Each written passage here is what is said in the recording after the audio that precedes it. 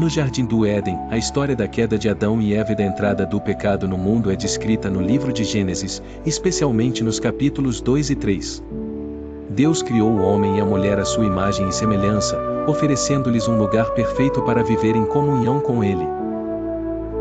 No entanto, eles desobedeceram ao seu comando de não comer da árvore do conhecimento do bem e do mal, e Gênesis 2, versos 16 e 17, o que resultou no pecado, a transgressão da lei divina.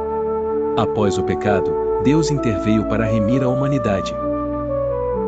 Em Gênesis 3, verso 15, Deus faz uma promessa de redenção, dizendo à serpente que a semente da mulher pisaria a sua cabeça, enquanto ela feriria o calcanhar da semente.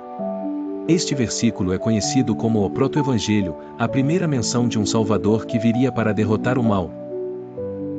Este anúncio é uma promessa da vinda de Jesus Cristo, que, ao longo da história bíblica, seria o único meio de restaurar o relacionamento perdido entre o homem e Deus. O método de Deus para remir o pecador. Deus usou um método de redenção que envolvia um sacrifício substitutivo. Em Gênesis 3, verso 21, Deus fez roupas de pele para Adão e Eva, o que implica que algum animal foi sacrificado para cobrir a vergonha e a nudez deles. Esse ato foi uma imagem da necessidade de um sacrifício para cobrir o pecado original, algo que seria plenamente realizado por Cristo mais tarde. A morte de Jesus na cruz, como o Cordeiro de Deus, foi o sacrifício final que pagou o preço do pecado e restaurou a santidade do ser humano perante Deus.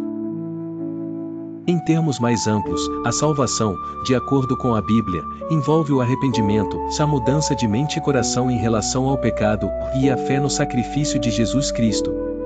Quem crer e for batizado será salvo, mas quem não crer será condenado. Marcos 16, verso 16.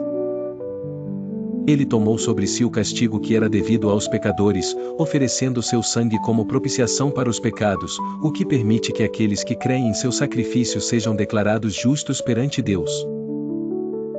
Etimologia de o pecado ou remissão. A palavra o pecado vem do termo grego amartia, que significa o errar o alvo ou o falhar em alcançar o padrão de Deus. A ideia é que, ao pecar, o ser humano falha em cumprir os padrões perfeitos e justos de Deus. No Antigo Testamento, a palavra hebraica usada para pecado é o chata, que também carrega a ideia de errar ou desviar-se do caminho certo. A palavra remissão vem do latim remissio, que significa o envio para longe, perdão ou o cancelamento. Ela está relacionada à ideia de o deixar ir ou o perdoar, referindo-se à remoção do pecado e à libertação do castigo devido ao pecado. Disse Jesus, e, vendo ele a fé deles, disse-lhe: homem, os teus pecados te são perdoados. Lucas capítulo 5, verso 20. Em termos bíblicos, a remissão do pecado é um ato de Deus ao perdoá-los, através do sacrifício de Cristo, removendo a culpa e as consequências eternas do pecado para aqueles que creem. Disse-lhe Jesus: eu sou a ressurreição e a vida, quem crê em mim, ainda que esteja morto, viverá. João 11, 25. Pregadores históricos que abordaram o tema sobre a morte inclusiva e remissiva.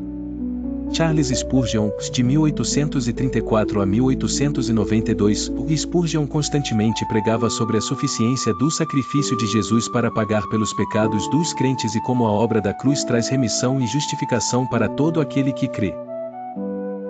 Agostinho de Hipona, 354-430 DC, enfatizou a incapacidade humana de se salvar por méritos próprios e a necessidade da graça de Deus para a salvação.